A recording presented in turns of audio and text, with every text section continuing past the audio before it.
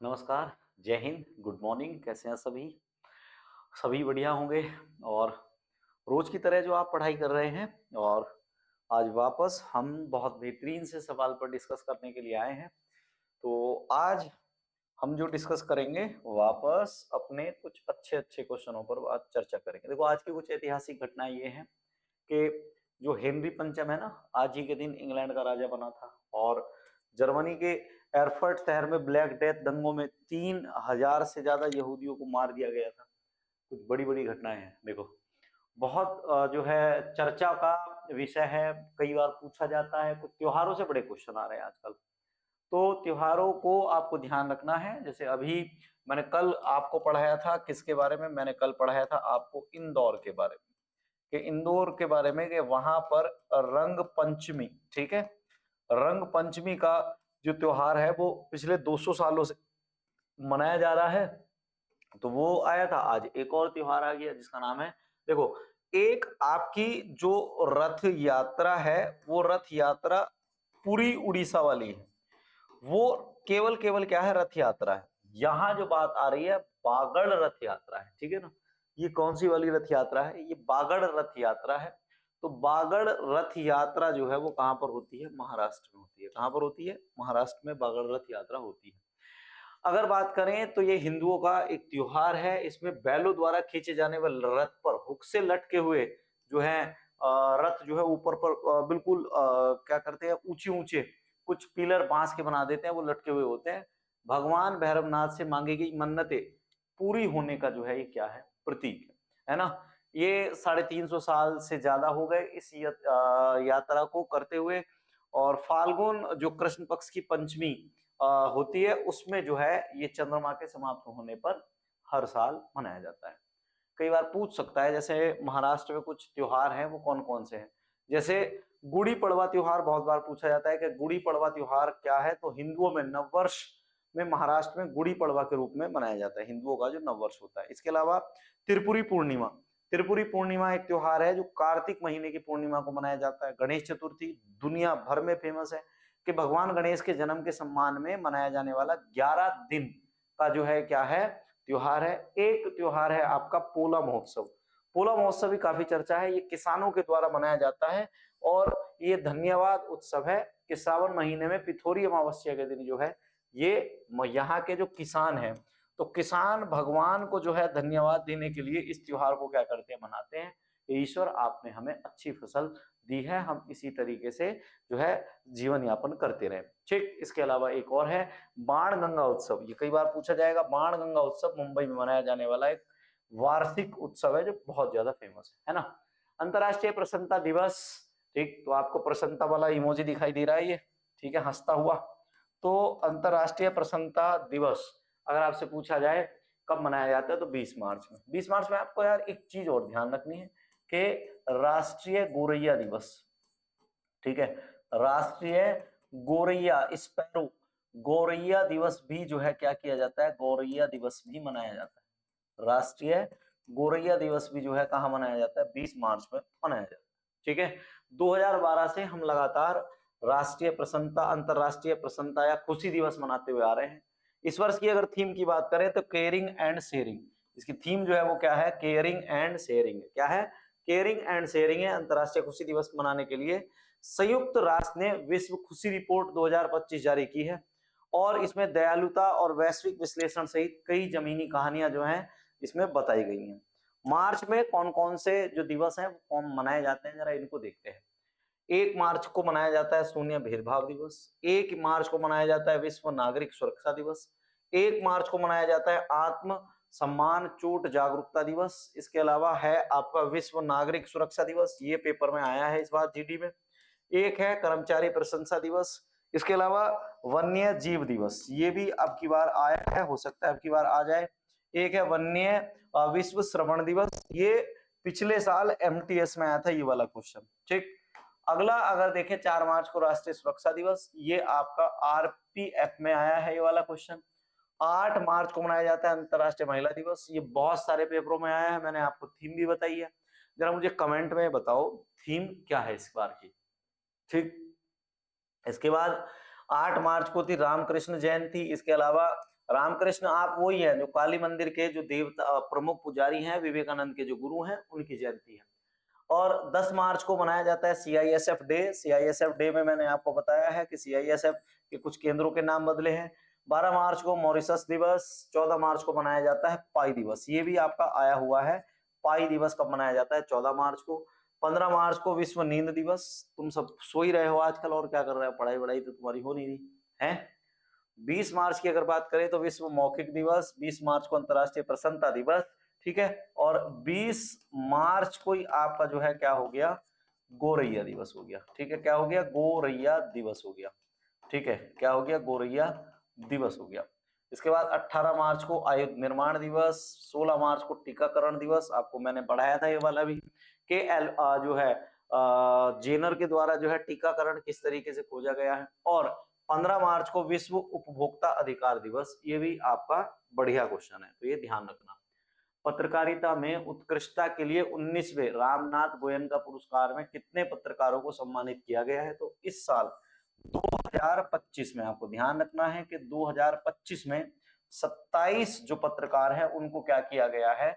गोयनका पुरस्कार से सम्मानित किया गया है। कितने? 27 पत्रकारों को गोयनका पुरस्कार से सम्मानित किया गया है। यहाँ पर क्षेत्रीय भाषाओं सहित 13 श्रेणियों में प्रिंट और डिजिटल प्रारूप के 27 पत्रकारों को दिया गया है।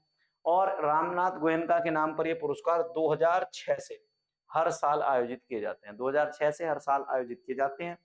इसके संस्थापक रामनाथ गोयनका ने शताब्दी वर्ष समारोह के लिए इंडियन एक्सप्रेस समूह ने पत्रकारिता में रामनाथ गोयनका उत्कृष्टता पुरस्कार की स्थापना की थी।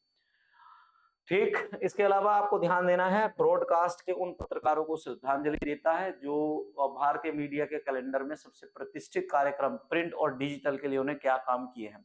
हिंदी वाला जो है ये आपको थोड़ा सा याद रखना है। हिंदी के लिए किसको मिला है? तो हिंदी भाषा के लिए मुद्रिका झा, आज तक की न्यूज एंकर है। उनका एक कार्यक्रम चला था डंकी रूट। डंकी रूट वही वाला है जो अमेरिका में भारत के लोग किस तरीके से गए हैं और उनके जाने का आने का जो तरीका है उसको।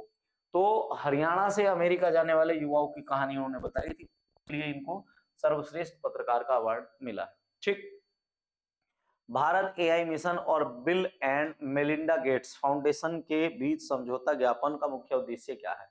दरअसल आपको बता दें तो बिल एंड मेलिंडा गेट्स जो है ये एक क्या है? संस्था है। ये बिल गेट की संस्था है। और ये संस्था क्या करती है? दुनिया भर की जो बीमारी होती है, ठीक है, दुनिया भर की जो बीमारी होती है, कई बार उन बीमारियों में क्या क्या इलाज किया जाना चाहिए, कैसे कैसे इलाज की जरूरत चल रही है, उनमें क्या संभावना है, क्या सुधार किया जा सकता है, तो उसके लिए काम करती है।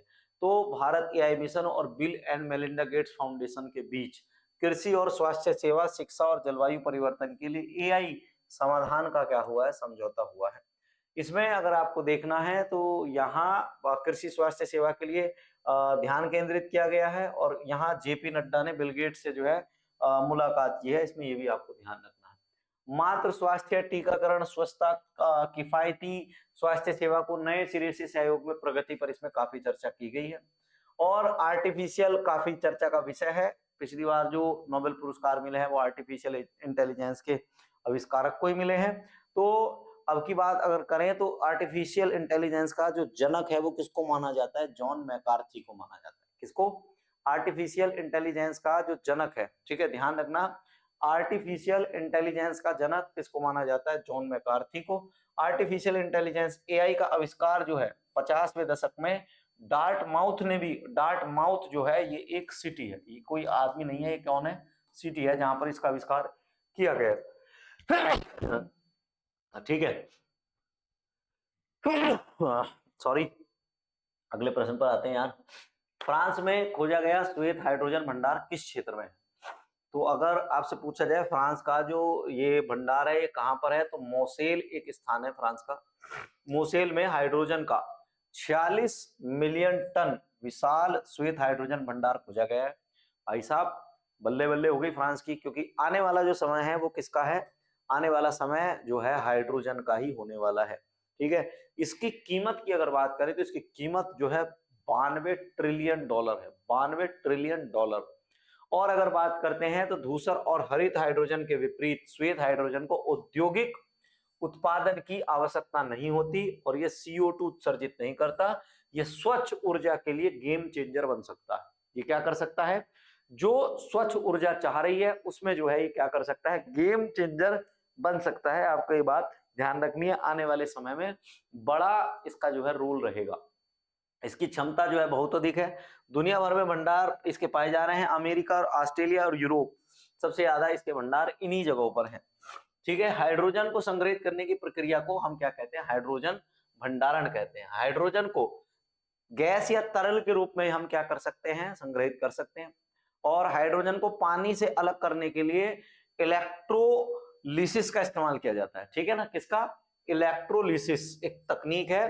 इलेक्ट्रोलिसिस का क्या करते हैं, हाइड्रोजन को पानी से अलग करने के लिए इस्तेमाल करते हैं। हाइड्रोजन को तरल के रूप में संग्रहित करने के लिए क्रायोजेनिक तापमान की जरूरत होती है। कौन से तापमान की, क्रायोजेनिक तापमान की जरूरत होती है। आपने कई बार सुना भी होगा कि जो जेट विमान है, ठीक है, जेट जो विमान है, उन जेट विमान में क्या होते हैं, इंजन होते हैं, जिनको कह देते हैं क्या, कैसे इंजन, क्रायोजेनिक इंजन। तो क्रायोजेनिक इंजन वो क्या करते हैं, हाइड्रोजन को तरल के रूप में संग्रहित करते हैं और वो जो है बहुत ज्यादा कम टेम्परेचर पर काम करने वाले इंजन होते हैं।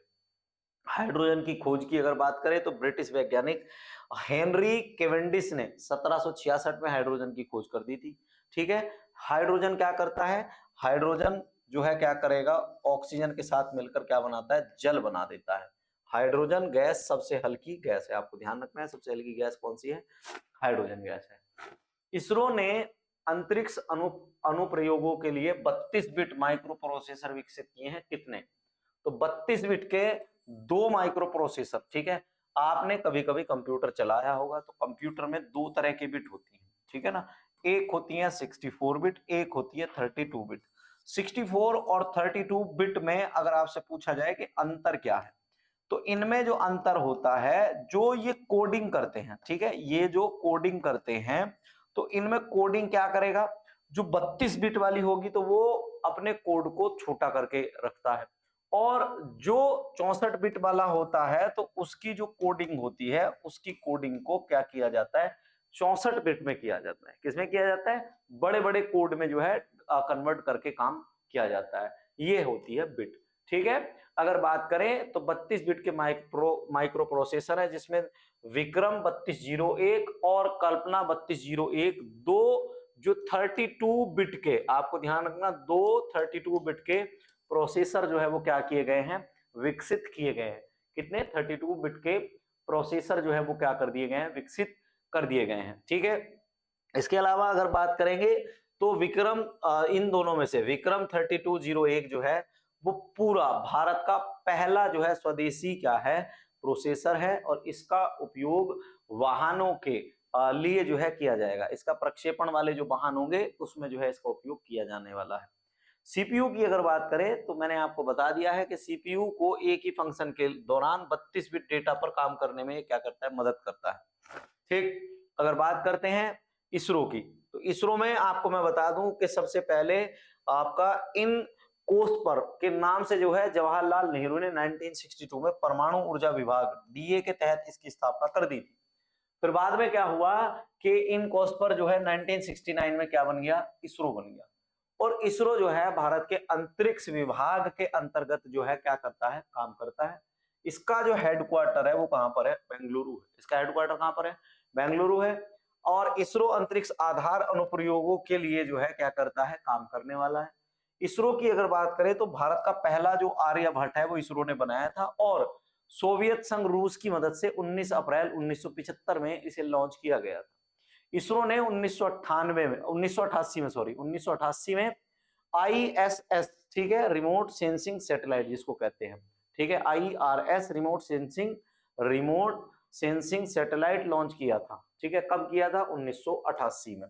और इसरो के अगर आपसे पूछा जाए कि वर्तमान जो चेयरमैन है, इसरो के वर्तमान चेयरमैन कौन है, डॉक्टर वी नारायण है। इसके बाद अगला क्वेश्चन है, उड़ीसा में मेलियो इडोसिस संक्रमण किससे जुड़ा हुआ है। दरअसल अभी कुछ रिसर्च सामने आए हैं कि जो उड़ीसा है, उड़ीसा में क्या हो रहा है, लगातार जो है मेलियो जो आपका इडोसिस जो संक्रमण है, इस मेलियो इडोसिस संक्रमण के मामले जो है बढ़ रहे हैं, बहुत ज्यादा आए हैं। तो अब उन्होंने ये बताया है कि ये तापमान, वर्षा और सौर विकिरण की वजह से मेलियोइडोसिस जो संक्रमण है इसकी वृद्धि हो रही है। ठीक, अगर बात करें तो पर्यावरण को इसका जिम्मेदार माना गया है। मौसम के दौरान ये चरम पर होता है जब मौसम बदलता है, तापमान, वर्षा और विकिरण की वजह से हो रहा है। खास बात ये भी है कि जो कृषि से जुड़े हुए लोग हैं, कई बार वो कहते हैं कि मिट्टी के बैक्टीरियाओं में भी जो है ये हो रहा है। और इसकी अगर बात करें तो ये जो है मेलियो इडोसिस पैदा करने वाले बैक्टीरिया के संपर्क में आने वाले लोगों में क्या है, आपस में हो जाता है, फिर एक व्यक्ति से दूसरे व्यक्ति में भी ये हो जाता है। ठीक, और ये कई बार क्या होता है, पशुओं के द्वारा भी मनुष्य तक पहुंच सकता है। और ये एक प्रकार का जोनोटिक रोग है। कैसा रोग है? जोनोटिक। ऐसे रोग जो क्या होते हैं, पशुओं से किसके पास, आदमी के पास तक पहुंचते हैं, उसको जोनोटिक रोग कहा जाता है। जीवाणु के होने वाले जो फेमस रोग हैं वो कौन कौन से हैं? देखो, लेप्रोसी की अगर बात करें, किसकी? लेप्रोसी की अगर बात करें तो लेप्रोसी जो है वो कुष्ठ रोग है, और ये माइकोबैक्टीरियम लेप्रोमेटोसिस एक बैक्टीरिया है जिसकी वजह से होता है। दूसरा होता है आंत ज्वर, जो सैल्मोनेला टाइफी की वजह से होता है। प्लेग की अगर बात करें, जिसे ताउन कहा जाता है, ये यर्सीनिया पेस्टिस की वजह से होता है। टिटनस या टेटनस जिसको कहा जाता है, ये क्लोस्ट्रीडियम टेटानी एक बैक्टीरिया होता है, उसकी वजह से होता है। इसके अलावा आपका सिफिल्स एक बीमारी होती है जो ट्रेपोनेमा पैलिडियम के वजह से होता है। और डिप्थीरिया, जिसको हम हिंदी में कह देते हैं रोहिणी भी कह देते हैं, जो रोहिणी रोग है वो कॉर्नीबैक्टीरियम डिप्थीरिया की वजह से होता है। एंथ्रेक्स की अगर बात करें तो बैलिसस एंथ्रेसिस की वजह से जो है, बैसिलस एंथ्रेसिस की वजह से जो है ये वाला रोग भी क्या है, होता है। आपको ध्यान रखना है इन चीजों का। ठीक, अगला क्या है? अगला क्वेश्चन है, केरल के अगस्तमलाई रिजर्व में खोजी गई पौधे की जो प्रजाति है, इस पौधे की प्रजाति का नाम क्या है? इस पौधे की प्रजाति का नाम क्या है? इस पौधे की प्रजाति का नाम है उनियाला केरलेसिस। ठीक है, क्या नाम है? उनियाला केरलेसिस है। क्या नाम है? उनियाला केरलेसिस जो है केरल के अगस्तमलाई में जो नया पौधा खोजा गया है उसकी प्रजाति का नाम है। ठीक है, समझ में आ रहा है? केरल का अगस्तमलाई बहुत ज्यादा फेमस है भाई साहब, क्या कर रहे हो? तो केरल के अगस्तमाला में ये जो है पहचान की गई है। अगर बात करेंगे तो हम बात करते हैं बायोस्फीयर रिजर्व। एक शब्द होता है बायोस्फीयर, ठीक है, बायोस्फीयर रिजर्व। भारत में 18 बायोस्फीयर रिजर्व हैं, और 18 बायोस्फीयर रिजर्व जो है वो मैन एंड बायोस्फीयर रिजर्व के द्वारा जो है वो क्या कर रहे हैं, काम कर रहे हैं। 1971 के समय ये मैन एंड बायोस्फीयर रिजर्व जो है कार्य शुरू किया गया था। 1980 के पास आते आते जो है ये ज्यादा पॉपुलर हुआ, और ये आपका जो बायोस्फीयर रिजर्व है इसको 3 जो है जोन में बांटकर काम करवाता है। इसमें एक होता है कोर जोन, एक होता है बफर जोन, और एक होता है आपका जो है ट्रांजिशन जोन। ठीक है, एक क्या होता है आपका ट्रांजिशन जोन। तो यहाँ इसके कितने 3 जोन होते हैं, ये आपको ध्यान रखना है। इन 18 में से जो 11 है वो जो है हम कह सकते हैं जो यूनेस्को है। ठीक है, UNESCO, यूनेस्को जो है यूनेस्को की धरोहर सूची में शामिल है। ये एक बड़ा सवाल है। 1998 में पहली बार एकत्र की गई झाड़ी में विशिष्ट हल्के बैंगनी रंग के फूल जो हैं ये उनियाला कैरेलेंसिस होते हैं, और उनियाला वंश की एक समान प्रजातियों से ये बिल्कुल अलग है। अन्ना मलाई जो पहाड़ी है ये क्या है, अगर देखा जाए तो ये दक्षिण की सबसे ऊंची जो है पहाड़ी है। अन्नामलाई पहाड़ियों की अगर बात करें तो अनाईमुदी के उत्तर में ये स्थित है। अनाईमुदी जो है वो कहां पर है, केरल में स्थित है। अनाईमुदी को दक्षिण भारत का एवरेस्ट भी कहा जाता है। ये क्वेश्चन आया हुआ है रेलवे में, एसएससी में भी आया है कि दक्षिण भारत का एवरेस्ट किसको कहा जाएगा, तो दक्षिण भारत का एवरेस्ट अनाईमुदी को कहा जाएगा। अनाईमुदी की पहाड़ी की जो ऊंचाई है वो कितनी है, 2695 मीटर है। और अनाईमुदी का नाम का अर्थ है हाथी का सिर। इसका अर्थ क्या होता है, इसका अर्थ होता है हाथी का सिर। जनरल डगलस हैमिल्टन ने अनाईमुदी का पहला रिकॉर्ड जो है बनाया था, वो ही सबसे पहले इस पर चढ़े थे। ठीक है, और अन्नामलाई, पलानी मलाई और इलाई मलाई जो है ये क्या है, जितने भी आप समझो कि ज्यादातर मलाई वाले जो पहाड़ है ना, पर्वत हैं वो कहाँ पर है, ज्यादातर 90% मलाई वाले जो पहाड़ पर्वत है वो कहाँ पर है, वो आप बता सकते हैं कि साहब वो है कहाँ, केरल में। ठीक है, केरल की मुख्य पहाड़ी है आपकी और इल्विसा पुंचीरा, एक्को पॉइंट, मुन्नार, चरलुकन्नू हिल्स और चेब्रा पीक, ये क्या है यहाँ की मुख्य पहाड़ियां हैं। अगले क्वेश्चन पर आते हैं। केंद्रीय मंत्रिमंडल ने असम के किस स्थान पर नए अमोनिया यूरिया कॉम्प्लेक्स को क्या किया है, मंजूरी दी है, तो इसका नाम क्या है, नामरूप। नया कॉम्प्लेक्स नामरूप में बनाने की घोषणा की है। इन्होंने ये बताया है कि ये संस्था क्या करेगी, 12.7 लाख मीट्रिक टन क्षमता वाले ब्राउनफील्ड अमोनिया यूरिया कॉम्प्लेक्स की स्थापना जो है यहाँ पर की जाएगी। इसके अलावा इसकी लागत की अगर बात करें तो 10,601 करोड़ रुपए की लागत से ये जो है बनाया जाएगा। इसके आसपास के क्षेत्रों के लिए यूरिया उत्पादन क्षमता को बढ़ावा देना है और इससे भारत की जो है यूरिया दक्षता बढ़ेगी और सीधे सीधे जो है रोजगार भी बढ़ेगा। जरा बात करते हैं परीक्षा योग्य कुछ बिंदु है कि अमोनिया की खोज जो है वो किसके द्वारा, फ्रिट्ज हैबर और कार्ल बॉस के द्वारा की गई थी। अमोनिया जो है वो कैसा है, एक रंगहीन गैस है, मतलब इसका कोई कलर नहीं होता है। इसका रासायनिक सूत्र NH3 है, ये सभी जानते होंगे। नाइट्रोजन और हाइड्रोजन से मिलकर जो है ये क्या है, बना हुआ होता है। जलीय रूप में इसका नाम जो है अमोनियम हाइड्रोक्साइड होता है और इसका इस्तेमाल जो है प्रतिशीतन, सफाई उत्पादन और जो है उर्वरक के रूप में मेनली इसका किया जाता है। उर्वरक का मतलब होता है खाद। इसके अलावा होता है यूरिया। सबसे पहले केमिस्ट्री की लैब में अगर कोई एलिमेंट खोजा गया है तो वो क्या है, यूरिया। यूरिया की खोज फ्रेंच वैज्ञानिक हिलेरी राउले के द्वारा की गई है। किसके द्वारा, हिलेरी राउले के द्वारा ये खोज की गई है। कृत्रिम रूप से यूरिया को जर्मन वैज्ञानिक फ्रेडरिक वोहलर ने जो है खोजा था। दरअसल क्या है, मैं आपको ये बता दूं कि हिलेरी राउले ने जो यूरिया को खोजा था वो कहां से खोजा था, पेशाब से खोजा था। पेशाब को गर्म करके यूरिया जो है उन्होंने निकाला था। इसके अलावा यूरिया को कार्बाइड के नाम से भी जाना जाता है। यूरिया को किसके, कार्बाइड के नाम से भी जाना जाता है। यूरिया एक प्राकृतिक रूप से पाया जाने वाला क्या है, अणु। प्राकृतिक रूप से पाया जाने वाला क्या है, अणु है। ये प्रकृति में पाया जाता है और अगर बात करें तो स्तनधारियों के जो मूत्र में ये प्रचुर मात्रा में पाया जाता है। ठीक, और यूरिया का रासायनिक सूत्र जो है वो क्या है, CH4N2। क्या है, CH4N2 है। यूरिया की रासायनिक संरचना की अगर बात करें तो वो CONS2 का होल ट्वाइस जो है इसकी रासायनिक संरचना है। और यूरिया का निर्माण अगर शरीर की बात करें तो एमिनो एसिड के साथ डीएमिनेशन क्रिया से होता है और उससे फिर बाद में हमें जो है क्या प्राप्त हो जाता है, अमोनिया प्राप्त हो जाता है। जो आप यूरिन करते हैं ना, पेशाब करते हैं, तो पेशाब में जो स्मेल आती है वो अमोनिया की ही वजह से आती है। क्लियर। अगला, किस भारतीय छात्रा ने स्व निर्वासन के लिए CBP होम ऐप का उपयोग किया है। दरअसल क्या है, अमेरिका में आपको पता होगा, तो अमेरिका में क्या हो रहा है, जितने भी भारत के लोग हैं वो क्या कर रहे हैं, जो भी डंकी मारकर जो है क्या गए थे वो डंकी मारकर अब पकड़े गए हैं और उनको भारत वापस आना पड़ रहा है। तो अब उनको भारत वापस आना पड़ रहा है, तो इसमें कौन सी पहली महिला है जिसने क्या किया है, एक ऐप का प्रयोग करके भारत में आने का प्रयास किया है। तो नाम है इसका रजनी श्रीनिवासन। ये दिख रही होगी आपको, रजनी श्रीनिवासन है। ठीक है, इसने अपने F1 वीजा के निरस्त होने के बाद भी स्व निर्वासन के लिए CBP होम ऐप का उपयोग करने वाली ये क्या बन गई, ये पहली महिला बन गई है।